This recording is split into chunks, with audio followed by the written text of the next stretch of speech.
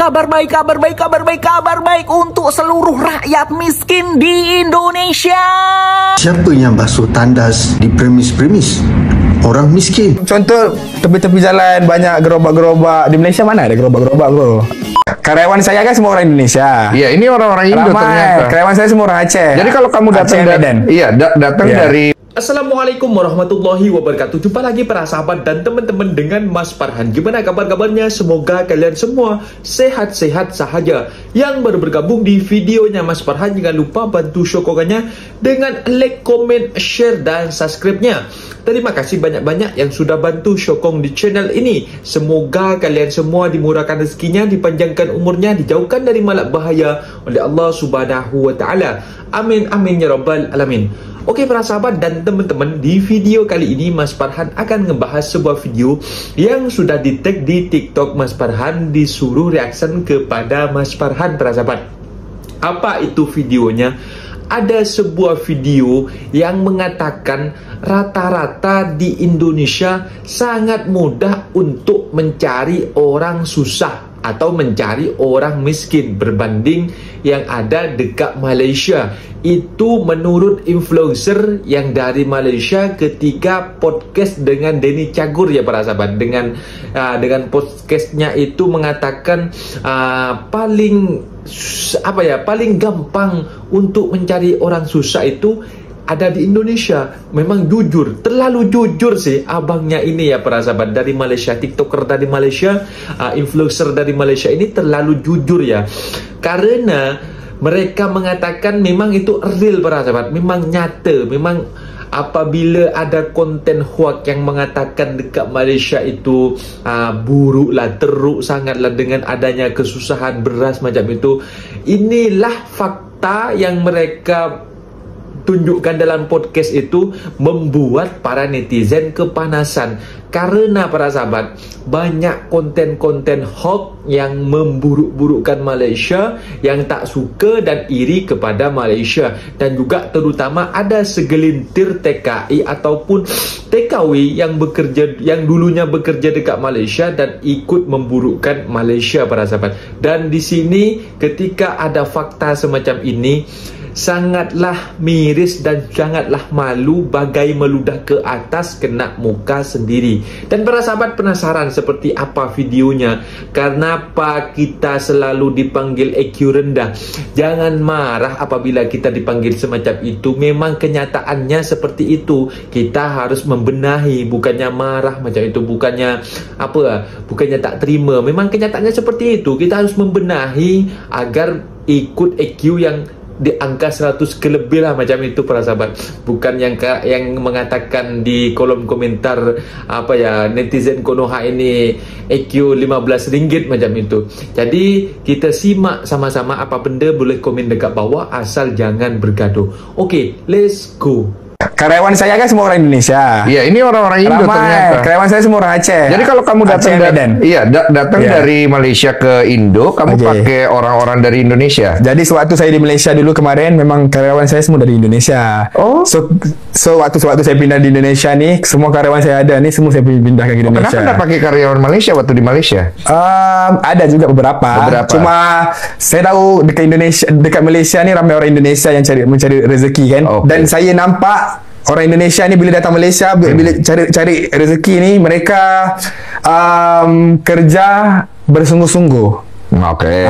Kerana saya tahu kan macam gimana background mereka, ramai orang-orang yang susah. Jadi banyak orang Indonesia datang Malaysia cari rezeki kan.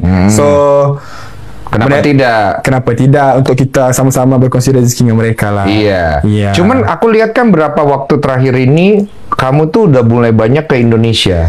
Iya benar. Apakah ini strateginya Aisar atau memang ada sesuatu yang membuat kamu ke Indonesia? Oke, jadi kenapa senyum tadi?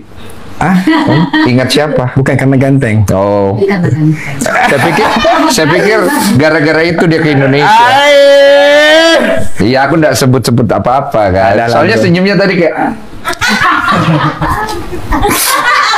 Aku mau tanya, minum. Karena kan tiba-tiba dia sering ke Indonesia. Apa gara-gara memang mau nyari market di Indonesia atau gara-gara si bunga?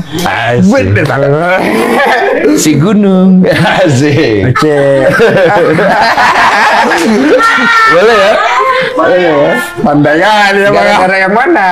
Oke, jadi macam sebelum saya ke Indonesia ni pun, yang kiranya ini paling lama lah. Kiranya sebelum saya ke Indonesia ni pun aku dah sering ke Indonesia sebenarnya, bang. Iya. Waktu itu 2 tahun lalu kan? Yeah. So macam saya udah buat 2 kali. Tanggal 17 Agustus kan Indonesia Merdeka kan. So saya ada buat Panjat Pokok Pinang di Medan. Udah 2 kali saya buat di sana. Tapi macam sebelum tu pun saya udah banyak lah kota-kota berbagi juga di Indonesia. Keluar masuk lah. Kerana apa saya banyak ke Indonesia juga kan? Kerana di Malaysia susah mau cari orang yang betul-betul susah. Ada orang susah, tetapi susah untuk cari orang yang betul-betul susah. Tidak ramai. Jujur. Di Indonesia lebih banyak maksudnya orang susah. Jujur lebih banyak orang susah.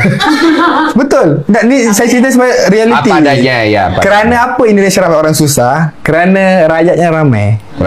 Yes, rakyatnya kan hampir 300 juta kan, hampir. Ya, hampir 300 juta. 270 kan kurang lebih. Jadi ramai orang susah. Saya rasa dekat sini macam contoh tepi-tepi jalan banyak gerobak-gerobak. Di Malaysia mana ada gerobak-gerobak, bro? Oh iya. Tak ada. Faham. So macam dekat sini banyak rumah-rumah yang orang yang rumah-rumah kecil-kecil buat sendiri apa semua. Di Malaysia memang susah mau cari orang-orang yang sebegitulah. Ada, tetapi di provinsi-provinsi yang jauh-jauh baru ada. Kalau Indonesia ni everywhere lah ramai orang susah. So saya rasa bila contohnya kalau Malaysia kan, contoh Malaysia, saya bagi abang 100,000 contoh ya. 100,000 Malaysia macam terima kasih gitu. Biasa aja. Kalau Indonesia, bang terima kasih bang. Sampai sujud-sujud. Beda. Jujur memang beda. Itu bikin kamu tersentuh. Pernah satu hari tu aku ada buat satu social eksperimen. Social eksperimen dekat Medan. So social eksperimen tu aku cuba untuk jadi orang susah. Oh kau jadi orang susah. Aku jadi orang susah. Baim Wong ya dulu. Dulu kan Baim Wong jadi orang susah. Gembel. Kamu jadi gembel. Potong-potong baju. Iya betul kan. Apa semua pernah saya buat. Dandan. Make up. Like, so ada dikit-dikit lah. Saya conteng sikit, marker spidol kan. Itu lebih ke preman ya. Ada lah gunting-gunting sikit. Apa orang macam tak ada rumah lah. Iya. Terus kau nyamar. Terus aku cuba nyamar lah. So sewaktu itu aku cuba lah macam bu, minta bu 5,000 mau makan apa 3 hari. Aku dari Malaysia, apa ni kena tipu. Ada lah ibu tu, masa dari Malaysia enggak apa datang Indonesia kerja kan. Tadi ngomong gitu. Ada juga. Tapi mukamu juga jelek kan, maksudnya kotor gitu. Jelek atau kayak gini. Jelek tapi tetap ganteng juga. Karena sekali jelek pun dapat ganteng. Betul. Enak ya. Orang kalau suka ya. Kalau ganteng banyak uang ya, enak aja kalau ngomong. Tunggu kalau kau ada uang. Janganlah banyak uang terus. Amin. Lanjut. Jadi waktu time itu daripada jam 4 sampai jam hampir maghrib aku cuba minta, enggak ada orang bagi. Tak dapat itu. Minta 5,000, 10,000 mau makan, enggak ada. Tiba-tiba satu time tu aku udah mau menyerah dah. Tiba-tiba lagi naik mobil nampak satu orang ada jualan. So jualan apa macam apa yang kayak sate atau apa. Sate gitu. Apa kayak yang bulat-bulat tu, bulat-bulat kecil-kecil tu. Siomay pentol. Pentol. Pentol. Pentol. Kalau ini pentol. Yang ini? Bener ya. Aduh ibu-ibu. Lanjut. Selamat, Indonesia akhirnya masuk top 2 dunia. Bukan di sepak bola, bukan juga di Olimpiade, tapi di jumlah penduduk miskin menurut World Bank per April 2025. Jadi gini guys, Zimbabwe di urutan pertama dengan 84,2% dan di Indonesia berada di posisi 2 dengan 60,3%. Eits, jangan salah, yang di bawah kita tuh jauh banget loh. El Salvador cuma 25,1%, Brazil 20%, Iran 19%. Jadi bisa dibilang Indonesia dan Zimbabwe ngebut sendiri nih di jalur kemiskinan.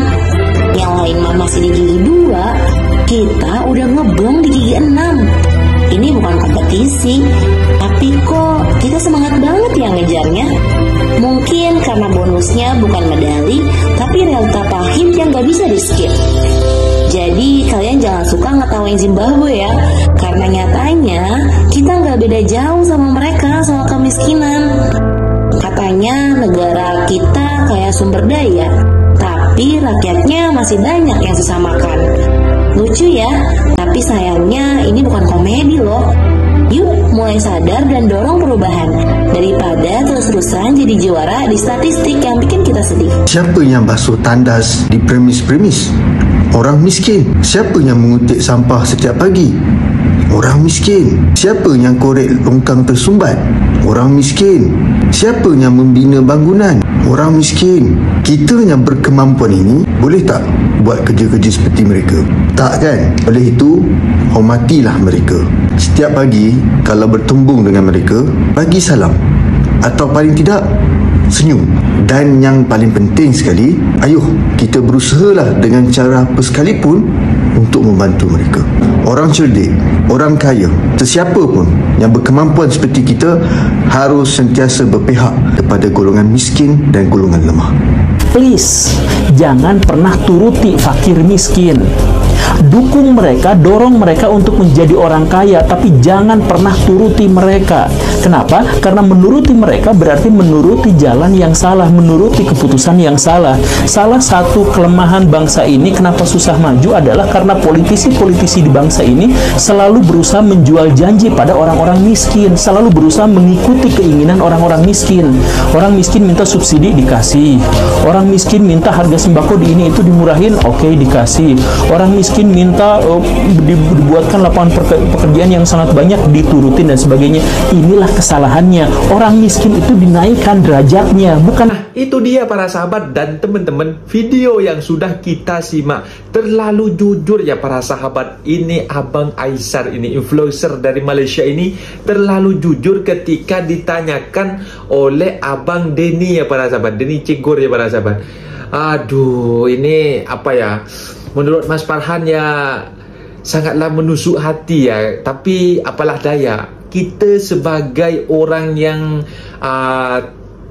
mentalitinya agak tinggi macam itu, tak macam yang dikatakan IQ rendah macam itu. Kita harus terima fakta, kita harus menerima walaupun itu pahit macam itu. Memang kenyataannya seperti itu. Kenapa para sahabat? Banyak orang yang membuat video ketika Indonesia itu kaya raya dengan segi alamnya, dan dari segi lautnya, dari segi emasnya, tambangnya, itu memang kaya, memang tidak dipungkiri. Tapi hanya pejabatnya yang merasakan itu. Rakyatnya sengsara bagai dicekik. Sekarang ini banyak orang yang di PHK massal para sahabat, dari bidang pabrik dan juga dari television, dari bidang television kemarin juga dikena PHK karena kena kifarah atau kualat macam itu, karena ikut memburukkan Malaysia para sahabat. Itu sudah kena kualat. Dan juga itu suatu pembelajaran lah. Janganlah mengangkat sebuah media yang hoax macam itu. Dan sekarang sudah kena karma macam itu. Dikatakan krisis beras dekat Indonesia, faktanya di belakang mencuri beras subsidi dari Malaysia dan juga gula diselundupkan di perbatasan sana para sahabat. Kan pelik para sahabat. Mungkin videonya sampai di sini para sahabat dan teman-teman. Apabila ada kata benda yang silap, Mas Farhan minta maaf sebesar-besarnya. Mohon dibenarkan di kolom komentar. Mas Farhan undur diri. Assalamualaikum warahmatullahi wabarakatuh.